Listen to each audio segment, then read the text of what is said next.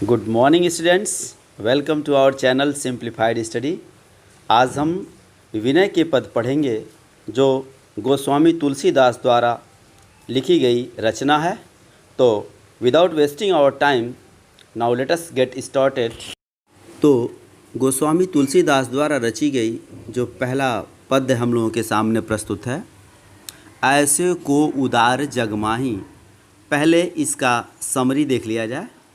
प्रस्तुत पद्य में गोस्वामी तुलसीदास ने प्रभु श्री राम की सहृदयता का वर्णन किया है, उनका महिमंडन किया है कि प्रभु श्री राम इतने दयालु हैं, इतने करुणानिधान हैं कि वह बहुत ही कम समय में प्रसन्न हो जाते हैं और अपने भक्तों पे करुणा वर्षा देते हैं। यही इस पद्य की समरी होगी, इस पद्य का सारांश है। और किसी भी पद्य को अर्थ को समझने से पहले उस पद्य में जो शब्द दिए गए हैं उनके अर्थ को समझना ज़रूरी होता है, जिससे कि हम व्याख्या अच्छे ढंग से समझ पाएँ। तो सबसे पहले इसके शब्दों के अर्थ को समझा जाए।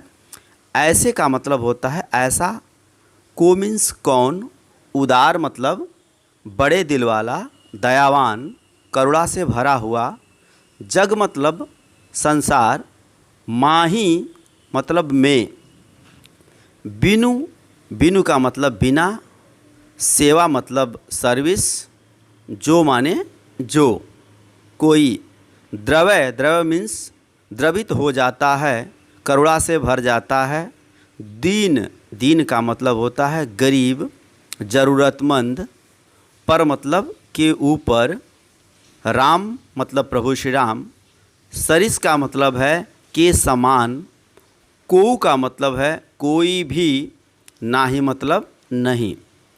तो पहली दो लाइनों के अर्थ को समझा जाए। इसमें गोस्वामी तुलसीदास जी कहते हैं कि ऐसे को उदार जग माही। भगवान श्री राम की उदारता का वर्णन करते हुए गोस्वामी तुलसीदास जी कह रहे हैं कि प्रभु श्री राम इतना उदार इस पूरे संसार में, इस पूरे सृष्टि में कोई नहीं है। अर्थात प्रस्तुत पंक्ति में गोस्वामी तुलसीदास जी भगवान श्री राम की तुलना यूँ कह लीजिए कि अन्य देवी देवताओं से भी करके यह सिद्ध करने की कोशिश कर रहे हैं कि only God Shri Ram is matchless in the matter of mercy. यदि दया की बात की जाए, करुणा की बात की जाए, तो प्रभु श्री राम का कोई टक्कर नहीं है। उसका कारण भी स्पष्ट कर रहे हैं, कह रहे हैं कि बिनु सेवा जो द्रवय दीन पर राम सरिस कोई नाही। अर्थात प्रभु श्री राम इतने दयावान हैं जो बिना सेवा किए हुए ही, बिना सेवा कराए ही द्रवित हो जाते हैं दीनों पर। अर्थात जो दीन दुखियों पे बिना सेवा कराए ही द्रवित हो जाते हैं, ऐसा व्यक्ति, ऐसा उदार वाला परमात्मा भगवान के जैसा, भगवान श्री राम के जैसा इस पूरे संसार में कोई नहीं है। फिर से इन दोनों पंक्तियों का अर्थ यदि समझा जाए तो प्रस्तुत पद्य में इन दोनों पंक्तियों में गोस्वामी तुलसीदास जी स्पष्ट करने की कोशिश कर रहे हैं कि प्रभु श्री राम इतना दयावान इस पूरे संसार में दूसरा कोई नहीं है। प्रभु श्री राम ऐसे दयावान हैं जो अपने भक्तों से अपने दया के बदले में बिना किसी इच्छा के उन पे द्रवित हो जाते हैं, उन पे करुणा बरसा देते हैं, और उनकी टक्कर का कोई भी व्यक्ति इतना दयावान, कोई भी परमात्मा, कोई भी गॉड इतना दयावान नहीं है। अब इस तथ्य को प्रूव करने के लिए गोस्वामी तुलसीदास जी आगे की लाइनों में हमें कुछ उदाहरण देते हैं। अब पहले उन पंक्तियों का अर्थ समझ लें। जो मीन्स जैसा, गति मीन्स मोक्ष, दशा, जोग, जोग मीन्स योग, योगाभ्यास आप करते हैं, विराग मीन्स वैराग्य, जतन, जतन मतलब काफ़ी यत्न करके, करी मतलब करके, नहीं मतलब नहीं, पावन, पावन का मतलब यहाँ पवित्र से नहीं है, पावन का मतलब पाने से है, गेट करने से है, टेक करने से है। मुनि ज्ञानी, मुनि मतलब जो ध्यान करते हैं, और ज्ञानी मतलब ज्ञानवान। सो गति, सो मीन्स वैसी ही, गति मीन्स मोक्ष, देत मतलब देना, गिद्ध, गिद्ध का मतलब एक पक्षी जो जटायु से है, जो गिद्धों का राजा था और जिसका उदाहरण हम श्री राम के वर्णन में पाते हैं। अभी उसकी भी व्याख्या हम करेंगे। सबरी एक भीलनी थी, कहूँ प्रभु न बहुत जिय जान। कहूँ मतलब कहना, प्रभु मतलब भगवान श्री राम, न मतलब नहीं, बहुत मतलब अधिक, जिय जान जान करके। सो संपत्ति वैसी ही संपत्ति, 10 शीश, 10 शीश का मतलब 10 शीशों वाला, अर्थात रावण अरप, अरप मीन्स अर्पण करना, अर्पण न्यौछावर, कर मीन्स कर देना, रावण मीन्स 10 शीश वाला जो रावण, शिव, शिव मतलब भगवान शंकर। अब यहाँ देखें कि छोटा स लिखा हुआ है जो कि गलत है, होना चाहिए बड़ा श। शिव पहलीनी, शिव से लेना। अब इन संपत्ति जो है लाइनों का अर्थ हम समझने की कोशिश करेंगे। गोस्वामी तुलसीदास जी राम की उदारता, राम की सहृदयता, राम के करुणामय हृदय या दरिया दिली को प्रूव करने के लिए, इसको सिद्ध करने के लिए कहते हैं कि जो गति जोग विराग जतन करी, नहीं पावन मुनि ज्ञानी। प्रभु श्री राम इतने दयालु हैं, इतने करुणा से भरे हुए हैं कि वो अपने भक्तों पर बिना कुछ किए ही, बिना भक्तों की बहुत ज़्यादा परीक्षा लिए ही उन पर दया वर्षा देते हैं और वो ऐसी सद्गति प्रदान कर देते हैं जो सद्गति बड़े बड़े तपस्वियों, बड़े बड़े मुनियों को योग और वैराग्य करने पर भी आसान अथवा सर्वसुलभ नहीं होता है। अर्थात जिस वैराग्य तप साधना को करने में मुनियों और ज्ञानियों को कई वर्षों लग जाते हैं तब जाकर के उनका उद्धार होता है, वैसी सद्गति प्रभु श्री राम अपने भक्तों को चंद मिनटों में, चंद लम्हों में, चंद सेकंड में दे देते हैं। क्यों? क्योंकि भगवान श्री राम दया के सागर हैं, वह करुणामय हैं। तो कह रहा है अगली लाइन कि जो संपत्ति 10 शीश अरप करी, रामन शिव पहलीनी। अब इस बात को सिद्ध करने के लिए गोस्वामी तुलसीदास जी कहते हैं कि जिस संपत्ति को पाने के लिए, संपत्ति मतलब जो लंका की संपदा है वही संपत्ति, और लंका की संपदा विद्यार्थी आप जानते हैं कि लंका सोने की बनी थी, और सोने की लंका को प्राप्त करने के लिए रावण को क्या करना पड़ा था? अपने 10 शीश को बार बार चढ़ाना पड़ा था। तब कहीं जाकर के भगवान भोलेनाथ, भगवान शिव शंकर प्रसन्न हुए थे और उन्होंने लंका की संपत्ति उसको दिया था। और गोस्वामी तुलसीदास जी कह रहे हैं कि जिस संपत्ति को प्राप्त करने में रावण को कई वर्षों लग गए, कई बार अपने शीश को प्रभु के चरणों में चढ़ाना पड़ा भगवान शिव शंकर के, वही संपत्ति, इतने परिश्रम से प्राप्त की हुई संपत्ति को सो संपदा, ठीक वही संपत्ति, बिल्कुल वही रावण के द्वारा कठिन परिश्रम से प्राप्त की हुई संपदा को विभीषण कह अति सकुच सहित प्रभु दीनी। उसी संपत्ति को प्रभु श्री राम विभीषण को प्रदान कर देते हैं, बिना उनसे कठिन परिश्रम कराए, बिना कोई योग साधना कराए, और वह भी सकुचा के देते हैं। प्रभु श्री राम इतने दयालु हैं, इतने बड़े हृदय वाले हैं कि ऐसा सकुचा के दे रहे हैं जैसे कि उनको ये लग रहा है कि मैं विभीषण को बहुत कुछ नहीं दे पा रहा हूँ। तो अब हम देखें, इन दोनों पंक्तियों में देखें कि प्रभु श्री राम की तुलना भगवान भोलेनाथ शिव शंकर से कर दी गई, और उसमें यह बताने की कोशिश गोस्वामी तुलसीदास जी किए हैं कि भगवान शिव शंकर अपने भक्त को संपत्ति देने में, अर्थात अपने भक्त रावण को वह स्थिति प्रदान करने में कितना परिश्रम करवाए उनसे, बहुत ज़्यादा रावण को परिश्रम करना पड़ा, भक्ति करनी पड़ी, कई वर्ष लगे और ठीक वही चीज़, वही संपत्ति जो प्राप्त हुई रावण को, वही संपत्ति जब प्रभु श्री राम अपने भक्त को दे रहे हैं तो इतने दयावान हैं प्रभु श्री राम कि उनको चंद मिनटों में बिना किसी हेजिटेशन के वह सारी की सारी संपत्ति विभीषण को दे रहे हैं और वह भी सकुचा के दे रहे हैं। सकुचा इसलिए रहे हैं कि प्रभु श्री राम ये समझ रहे हैं कि मैं अपने भक्त विभीषण को बहुत कुछ नहीं दे पा रहा हूँ। देखिए कितना बड़ा कंट्रास्ट है। There is a deep contrast between Lord Shiva and God Ram. Here Goswami Tulsidas tries to emphasize that Lord Ram is more and more merciful than Lord Shiva.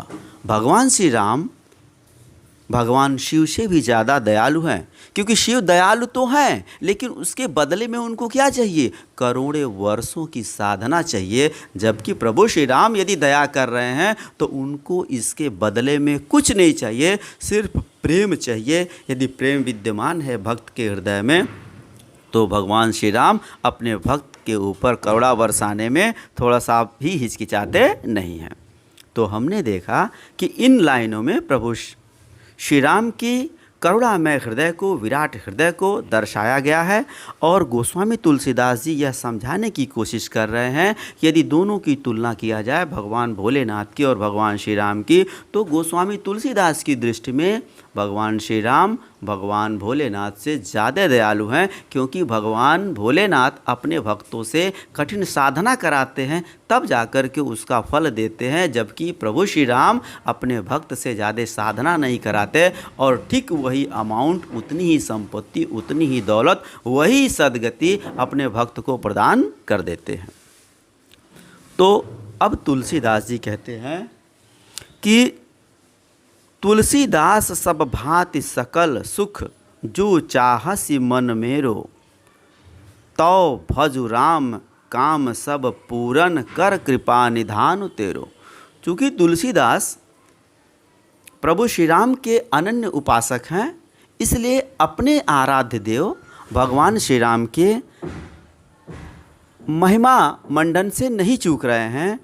Tulsidas कहते हैं कि ऐ मेरे मन तुलसी भांति, जब कभी ऐसी लाइनें शुरू होती हैं कि तुलसीदास अथवा सूरदास, तब हम उसकी व्याख्या शुरू करते हैं कैसे कि तुलसीदास जी कहते हैं। यदि यहाँ पे सूरदास लिखा हो तब हम कहेंगे सूरदास जी कहते हैं।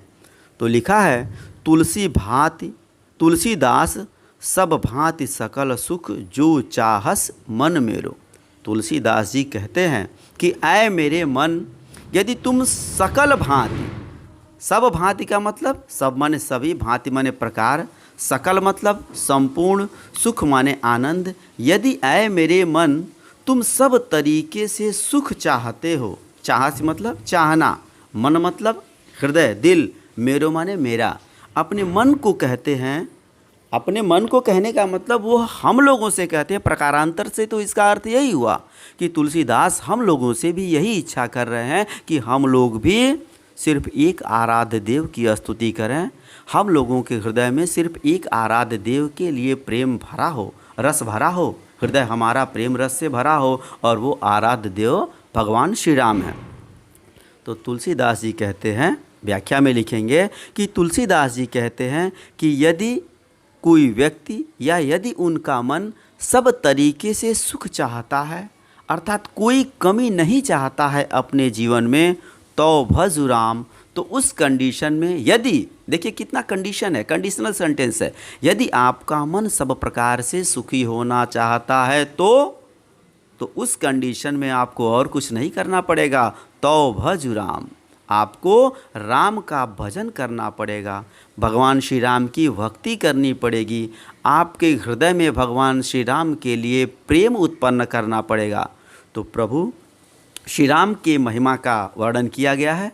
तुलसीदास जी कहते हैं कि ऐ मेरे मन, यदि तुम सभी प्रकार से सुख चाहते हो तो सब कुछ छोड़ करके प्रभु श्री राम की भक्ति और आराधना में लीन हो जाओ, क्योंकि उनको पूरा विश्वास है काम सब पूरन कर कृपा निधान तेरो। यह भगवान कृपा निधानु हैं और तुलसीदास जी का मानना है कि भगवान कृपा निधानु हैं, दया के सागर हैं। वे तुम्हारे सभी कामों को पूरा कर देंगे, वे तुम्हारी सभी इच्छाओं की पूर्ति कर देंगे, सब प्रकार से अपने भक्तों को सुखी बना देंगे। भक्तों के जीवन में किसी भी प्रकार की कोई कमी नहीं रह जाती है। तो प्यारे विद्यार्थियों, हमने देखा कि इन पूरे पद्य में गोस्वामी तुलसीदास ने राम के विशाल हृदय को दर्शाया है कि राम जैसा दयावान इस पूरे भूमंडल पे कोई नहीं है। और इस बात को सिद्ध करने के लिए उन्होंने 3 उदाहरण दिए हैं। पहला उदाहरण उन्हें सबरी का लिया है, दूसरा उदाहरण उन्हें गिद्ध का लिया है और तीसरा उदाहरण उन्हें रावण का लिया है। और रावण की बात को सिद्ध करने के लिए, अपने तथ्य को सिद्ध करने के लिए उसने विभीषण का भी उदाहरण लिया है। अब ये गिद्ध का मतलब क्या है? गिद्ध का अर्थ यहाँ पे जटायु से है, क्योंकि जटायु ही जब रावण सीता को हरण करके ले जा रहा था उस समय जटायु ने देखा था और जटायु ने ही रावण से संघर्ष किया था और इस संघर्ष में जटायु घायल हो गया था। और जब प्रभु श्री राम उस रास्ते से आ रहे थे, जटायु तड़प रहा था, तो जटायु ने प्रभु श्री राम को सारी बातों से अवगत कराया था कि रावण सीता को हर करके ले गया है। और इतिहास गवाह है कि प्रभु श्री राम ने जो गिद्ध जटायु को सद्गति प्रदान की, वैसी सद्गति कहीं पर भी हमें देखने को नहीं मिलती। शायद आपको न पता हो कि प्रभु श्री राम जटायु को अपनी गोद में ले लेते हैं और तब जा कर के जटायु को सद्गति प्राप्त होती है। तो ऐसा उदाहरण, ऐसे विशाल हृदय का उदाहरण, ऐसी करुणा से भरे होने का उदाहरण, इतने प्रेम का उदाहरण हमें और किसी भी शास्त्र में कहीं पर भी नहीं मिलता कि भगवान अपने भक्तों को गोद में ले लिए हों और उनको मोक्ष प्रदान कर रहे हों। दूसरा उदाहरण जो सबरी का लिया गया है, तो सबरी भी प्रभु श्री राम के इंतज़ार में अक्सर इंतज़ार किया करती थी और प्रभु श्री राम को कुछ खिलाने के लिए उत्सुक रहती थी। उसके पास बेर के पेड़ थे, वह प्रतिदिन बेर के पेड़ से बेर को तोड़ती थी और उन बेर के पेड़ों से प्राप्त बेर को चख करके वो टेस्ट करती थी कि वो बेर खट्टे हैं अथवा मीठे। और जब बेर मीठे होते हैं, जब क्लियर कर लेती थी, संतुष्ट हो जाती थी सबरी, तो उन बेरों को प्रभु श्री राम के लिए अलग थाली में रख देती थी कि प्रभु श्री राम आएंगे और कहीं वो खट्टे बेर न खा लें, वो नाराज़ न हो जाएं, उनके द्वारा खाया हुआ बेर खट्टा न निकल जाए, वह दुखी हो जाएगी, इसलिए उस बेर को चख लेती थी। अब सबरी इतनी भोली भाली थी कि ये नहीं समझती थी कि प्रभु श्री राम उनका जूठा खाएंगे अथवा नहीं। अर्थात सबरी के हृदय में भगवान श्री राम के प्रति प्रेम कूट कूट करके भरा था, बहुत ज़्यादा प्रेममय हो गई थी सबरी, और इसीलिए प्रभु श्री राम सबरी को सद्गति प्रदान करते हैं।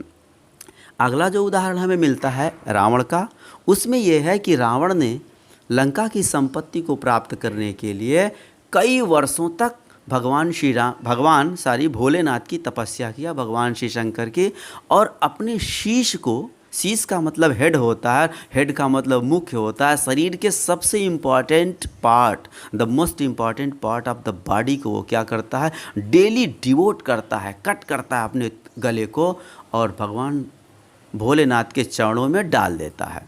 तब जा कर के प्रभु शिव शंकर प्रसन्न होते हैं और लंका की सारी संपत्ति को वो दे देते हैं रावण को।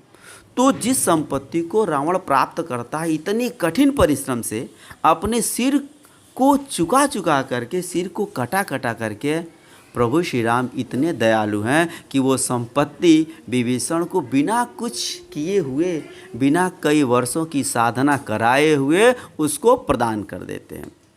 तो इस तरह से हमने देखा कि गोस्वामी तुलसीदास जी ने भगवान श्री राम के विशाल हृदयता का दर्शन कराया है, उसका वर्णन किया है, और प्रकारांतर से हम संसारी लोगों को भी गोस्वामी तुलसीदास जी कह रहे हैं कि हमें भी, यदि हम सभी संसारी लोग, इस दुनिया में रहने वाले लोग यदि अपना संपूर्ण रूप से मंगल चाहते हैं, कल्याण चाहते हैं, तो सभी देवताओं की स्तुति को छोड़ करके भगवान श्री राम के लिए हम लोगों के मन में प्रेम हो, भरा हो, प्रेम से भरा हमारा हृदय हो, तो हमारा सभी तरह से कल्याण हो जाएगा। इस तरह से हमने विनय के पद, जो पहला पद था, उसकी व्याख्या को देखा है।